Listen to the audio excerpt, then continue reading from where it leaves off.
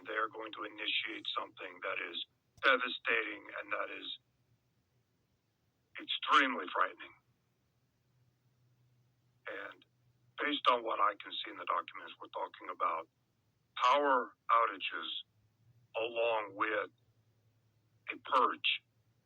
They're going to come in, they're going to take you out of your home, and they're going to put you into a military vehicle or whatever, a van, and drive you away and place you into a camp. It is a very, very big operation that they're planning. It is millions of Americans. They will do it under the cover of night, under the cover of blackness, during one of these planned blackouts. The blackouts are based on documents. I'm just looking at it right now. They have a 3-day blackout. They have a nationwide blackout that lasts 2 days, and a lot of localized blackouts. So it is a whole series of blackouts that they're going to do. And of course, it will be blamed on all kinds of things. They might blame it on Iran. I have seen that mentioned in the documents. In recent years, the FBI and NYPD's Joint Terrorism Task Force have stopped multiple Iran-backed plots. 3 men were convicted in a plot to kill an Iranian journalist in New York. Others charged in plots to assassinate former Ambassador John Bolton and then candidate Donald Trump, after the U.S. killed the commander of the Iranian military's Islamic Revolutionary Guard Corps in a strike in 2020.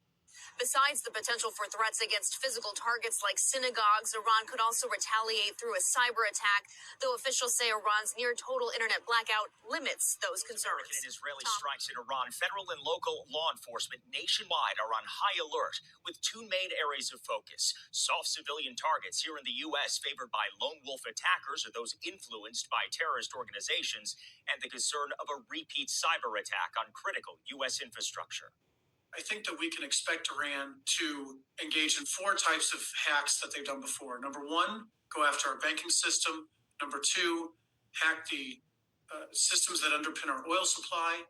Number 3, our critical infrastructure like water. And finally, mis and disinformation for our elections. They've done all these types of hacks in the past, and I think we can expect more like them in the future.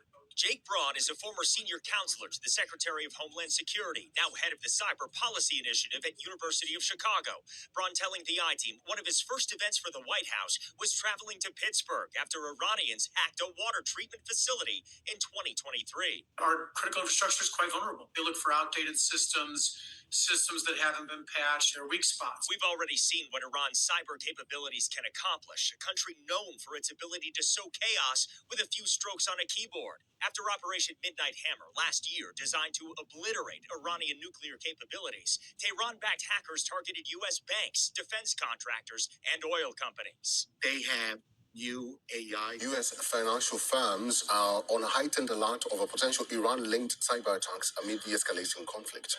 Executives and analysts say geopolitical tensions often lead to a rise in digital threats targeting critical infrastructure.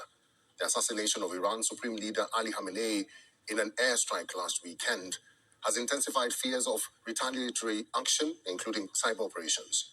The financial services industry operates core U.S. infrastructure, including payment systems, clearing and settlement networks, trading platforms, and treasury markets, making it a prime target for cyber attacks.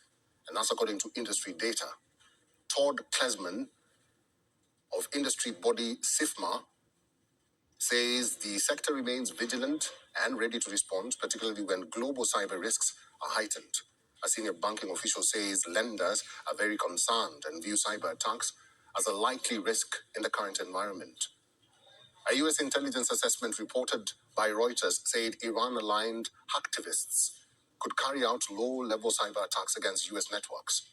These may include distributed denial of service attacks, which overwhelm servers with traffic to disrupt operations.